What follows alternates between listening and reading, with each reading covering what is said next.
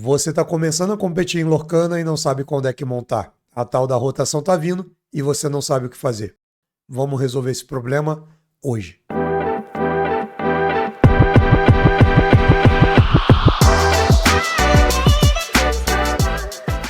Que o Lorcana é um excelente jogo competitivo, isso você já sabe. Mas para manter essa dinâmica, ele precisa estar em constante movimento. Para isso, a Ravensburger usa o sistema de rotação. Ou seja, todo ano, as coleções que têm 2 anos ou mais saem do formato Core Constructed, que é o formato principal do Lorcana competitivo. Isso não quer dizer que as coleções mais novas são melhores do que as antigas, mas sim que o meta vai mudar, a forma como se joga. O Lorcana competitivo vai mudar. Então, se você está buscando ideias de deck que seguem no formato Core Constructed, mesmo após a rotação, são financeiramente acessíveis e continuam competitivos, hoje eu trouxe 3 ideias de deck para você começar a sua jornada. Bom, eu não tenho como não começar falando primeiramente do deck do meu amigo Lucas, de Fortaleza. Já veio jogar em Curitiba algumas vezes, excelente jogador. Ele montou esse deck numa pegada baseada em locations, tá? Então ele vai fazer bom uso das locations e dos personagens que se aproveitam bastante dela para fazer esse deck funcionar.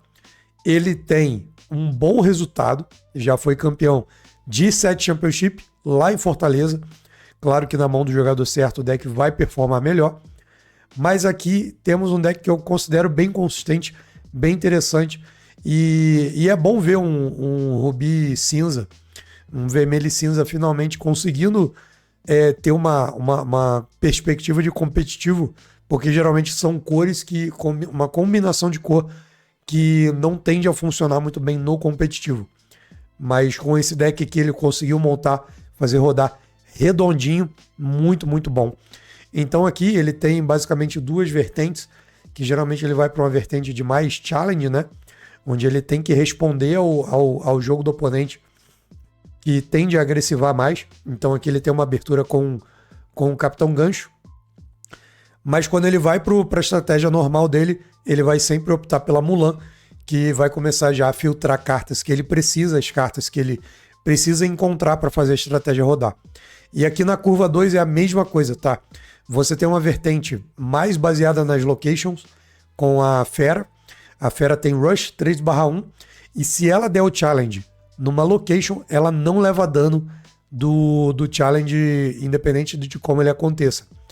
Então é uma forma dela dar 3 de dano, e mesmo que ela tenha 1 de willpower, ela vai sair viva desse challenge aí. E numa outra vertente, na vertente que você precisa mais responder ao jogo do oponente, você precisa ser mais responsivo e ter um bom drop 2, né? Você tem um Diablo, excelente drop 2, 3/3, 2 de lore, muito, muito bom. Bom, partindo aqui, ainda assim, na curva 1 e 2, você tem algumas opções, tá? Você tem a Zootopia, de location 4 de vida, paga 1 para mover os personagens. Quando o personagem entra ali, você pode comprar uma carta e aí descartar uma carta. Então ele faz um efeito parecido com o da Mulan, mas aí já sendo uma location e fazendo 1 de lore passivo, né? Esse é o grande tchan das locations, né? Elas fazem lore passivo. E tem o Remote Inklands, uma carta da White Zonoh, que no começo do turno você põe a carta do topo do seu deck no descarte e os personagens que estão ali, eles ganham 2 de força, sendo uma location com 6 de vida. Isso para um drop 2 é bastante coisa, fazendo 1 de lore passivo, muito, muito bom também. E uma outra location é o Castle Wyvern, né? Que personagens ali vão ganhar Challenger mais 1 e Resist mais 1, né? Sendo 1 para mover, 2 de custo, 5 de vida, fazendo 1 de lore. Muito excelente location ali.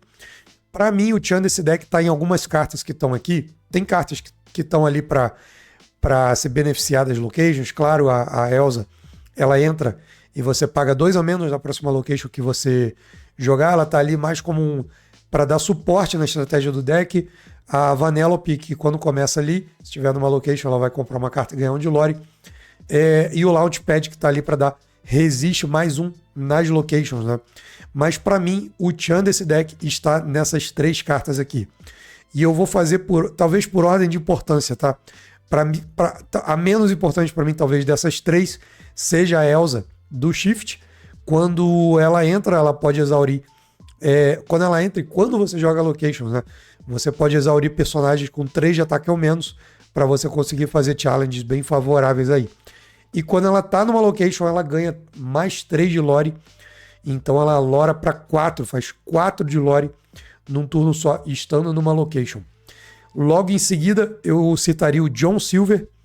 Para cada Location que você tem em jogo, ele ganha Resist mais 1 e mais 1 de Lore. Isso aqui, se você quiser ir para uma vertente bem agressiva, ele é muito bom, muito difícil de tirar, porque primeiro você vai ter que tirar as Locations para depois tirar o John Silver. Então ele é muito, muito bom. Não vai rotacionar, né? Ele é da Fabled. Então eu considero uma carta muito importante nesse deck. Mas não tem como falar para mim da estrela principal, que é o Jack Par. Ele vem aqui como talvez a principal carta do deck. Ele entra no jogo e fica quietinho, cara. O que o Jack Par faz? Ele, no começo do turno, você vai descartar a carta do topo do seu baralho. Se for um personagem, o Jack vai ganhar 2 de ataque. Se for uma action ou um item, ele vai ganhar 2 de lore. Se for uma location, ele bane um personagem à sua escolha. Muito, muito bom, não tem nem como comparar a forma como esse personagem pode controlar o jogo. Tem algumas outras cartas para você fazer compensar um draw, né? Ter mais mecânicas de você conseguir comprar cartas. Tem o Get You Safety, que você joga uma location de custo 3 ou menos do seu descarte de graça. E se você tiver uma location, a Sleep Hollow, no jogo você compra uma carta, que é essa location aqui, ó. Sleep Hollow, que de fato também custa 3 justamente. Então você normalmente vai querer descartá-la com a Mulan ou com o Zootopia, para depois jogar o Get You Safety jogando o Sleep Hollow de graça por 1 de custo, na verdade, né? E comprando uma carta. Tem a Winter Spell, que as locations não podem ser desafiadas até o próximo turno, e compra uma carta. E por último, Card Advantage. Se um personagem do oponente foi banido nesse turno, num challenge, você compra 2 cartas, uma carta que funciona muito bem junto com a Fera, né? Que ela já tem o Rush, ela pode entrar numa location sem tomar dano, vai banir alguém, e aí você usa o Card Advantage para comprar 2 cartas. Ela que entra como um substituto por cima do Doc, né? O Doc, ele tá na decklist original do Lucas, que montou, que ganhou o Set Championship, mas como o Doc, ele é uma carta cara, que vai rotacionar, eu já tirei na lista que eu montei, eu tirei o Doc e botei mais uso de Card Advantage, que é um substituto aí à altura, né? E lembrando que quando lançar o Attack of Divine, você vai ter outra carta cinza que dá draw, que possa estar entrando aqui também. Outras cartas que irão sair na rotação é o Capitão Gancho e a Mulan. Uma da coleção 7 e a outra da coleção 8 vão sair da rotação assim que a Attack of Divine for lançada. Porém, eu mantive aqui na lista, caso o Attack of Divine ainda não tenha sido lançado, porque são cartas relativamente acessíveis. Elas não são tão inacessíveis financeiramente para você ter. Então, enquanto a Attack of Divine não for lançado, vale você correr atrás do Capitão Hulk da Mulan, e após a rotação, vale você encontrar drops 1 que sejam substitutos adequados que possam estar entrando aqui.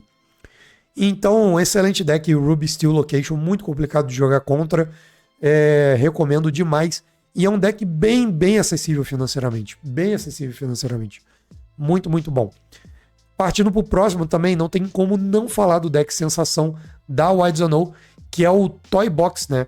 É um deck com cartas quase exclusivamente da Wilds Unknown, e muito legal ver que uma coleção conseguiu viabilizar um deck competitivo dessa maneira.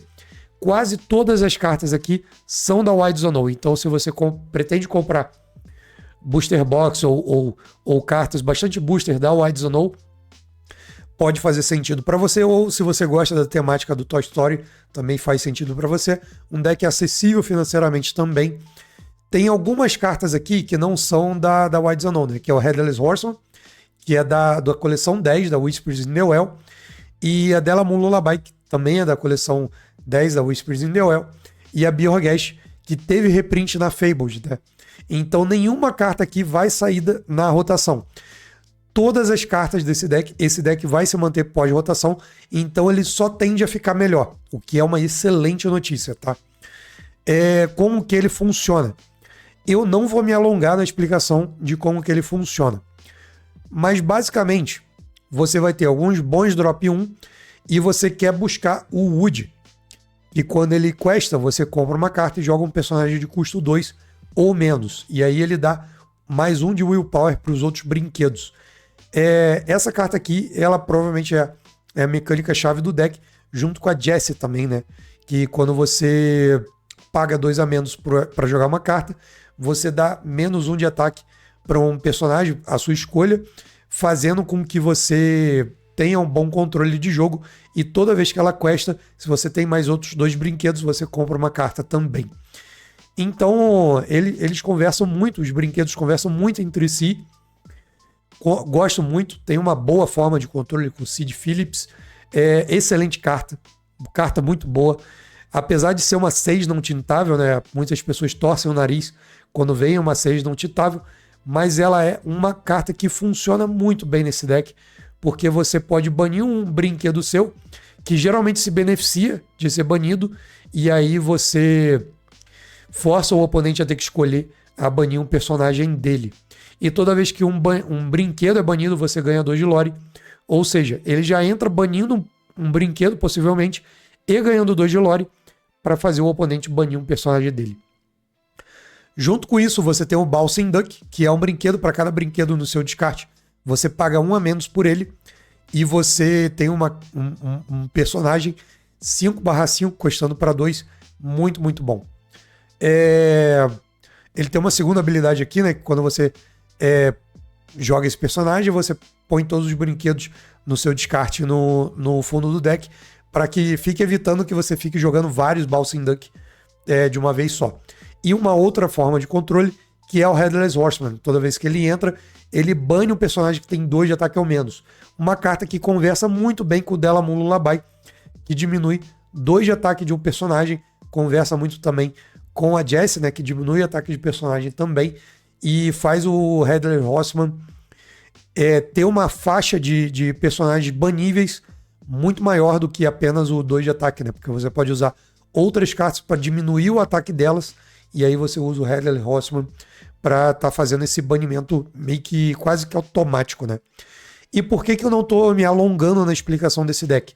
Porque já tem um vídeo linkado aqui do The Illuminators, muito bom, e assim, é um vídeo de 25 minutos detalhando tudo do deck, falando tudo sobre o deck. E aí você tem o convidado do vídeo, e ele vai estar falando tudo, tem todos os capítulos aqui, deck list overview, os seus primeiros turnos, suas possíveis mãos, o Bjorgast. Ele vai esmiuçar esse deck aqui por completo, tá? Então, se você já quer um deck que já tem uma boa base teórica por trás, um vídeo, tá em inglês, mas lembrando sempre que você pode ativar a tradução automática, né? E as legendas também. É uma boa opção. E por último, vamos falar dele. Um deck que eu gosto demais, é um deck de combo, o deck do Powerline. E aí, eu já até botei aqui Powerline pós-rotação. Eu já montei ele pensando no pós-rotação. Então, nenhuma carta aqui vai sair quando o Attack of the Divine for lançado, a coleção 13 for lançada. Vai continuar tudo aqui normal. Basicamente, a ideia do deck é você fazer bom uso dos shifts do Max e do Powerline e das músicas para você controlar o jogo e você fazer lore, né? Então você usa bastante esses 2 personagens aqui.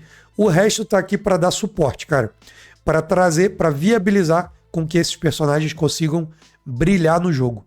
E aí você tem as músicas, eu chamo a atenção aqui pro Eye to Eye, que é uma música que, se você canta, você ganha. Quando você joga ela, cada jogador compra 2 cartas e ganha 2 de lore. E aí, se você usou um Sing Together para jogar essa música, você prepara novamente os seus personagens. Eles ficam ready novamente e permitem que você jogue outras músicas novamente. Você cante mais músicas com os seus personagens. Muito, muito bom. E aí você acaba podendo fazer um combo com a Pirate Life. E aí você tira o 2 de lore que você acabou de dar pro oponente e ganha mais 2 de lore. E aí você fica com 4 de lore numa pancada só, comprando 2 cartas. E aí você tem bons usos do controle do board, né? Voltando o personagem para a mão do oponente, fazendo ele descartar cartas, fazendo ele banir personagens e etc. E aí, basicamente, a ideia é de você ganhar lore, jogando Eye to Eye, Pirate Life e controlar o board com as outras músicas. E não tem como não falar do Powerline. Quando ele canta uma música, você olha as 4 cartas do topo do deck e canta uma música de custo 9 ou menos de graça. Ou seja, você canta qualquer música que tá no deck ali, cara, com o Powerline, né? Você joga, né? Você joga uma música de graça, qualquer música que tá no seu deck. Junto com isso também tem o Max Goof, toda vez que ele questa, você pode jogar uma música que tem custo 4 ou menos que está no seu descarte. Então, muito bom também. Você pode, por exemplo, com o Max Goof em campo, você faz um Big King Undisputed, forçando o oponente a banir um personagem, logo em seguida você questa com o Max, fazendo o Big King Undisputed de novo, fazendo ele banir outro personagem. Então, um deck muito divertido de jogar, bem legal, bem acessível. Para quem comprou o deck inicial da Fabled, consegue reaproveitar bastante carta do deck. E para quem não comprou o deck inicial, consegue ter esse deck aqui de forma bem acessível também, porque as cartas não são muito caras, tá? E para fechar com chave de ouro, eu quase ia me esquecendo, eu separei o replay de uma partida do deck do Powerline. Eu não assisti esse replay ainda, tá? Então a gente vai estar fazendo o react aqui juntos. Vamos dando uma olhada nesta partida aqui. Vamos começar aqui pelo Mulligan, né? A gente está dando uma olhada e vou dar um play aqui. Então aqui eu muliguei um Max e um Lefou. E aí eu peguei outras 2 músicas, porque eu já tinha um Max na mão, mas eu acabei tendo que escolher em priorizar o Powerline. E aqui temos a primeira peça do nosso quebra-cabeça, que é o Eye to Eye. Vai ajudar muito quando o Powerline shiftado entrar. E aí eu tenho que achar minhas maneiras de encontrar esse Powerline shiftado no meu deck, né? Ele tem alguns card draws interessantes que podem viabilizar isso aí. E ele já veio, né? Já veio, felizmente. O Powerline já canta Big King Undisputed para começar a controlar o board. Ele é forçado a banir o único personagem que ele tem no campo, que é o Christopher Robin, né? E aí ele entra no turno 3 com uma Violet Par 4/2 evasivo, que pode estar ameaçando esse Powerline aí, principalmente agora que eu vou shiftar ele. Mas eu não perco tempo, cara. Eu já vou fazendo aqui o Eye to Eye, que deixa o personagem pronto, me compra 2 cartas para ele, me dá 2 de lore. Só que por fazer o Eye to Eye, eu já posso cantar uma outra música com o Powerline e posso usar a habilidade do Eye to Eye para comprar a habilidade do Powerline para cantar uma música que está no topo das 4 cartas do meu deck, né? Vamos ver qual vai ser a música aqui que eu joguei. Eu acho que só tinha um Under the Sea, né?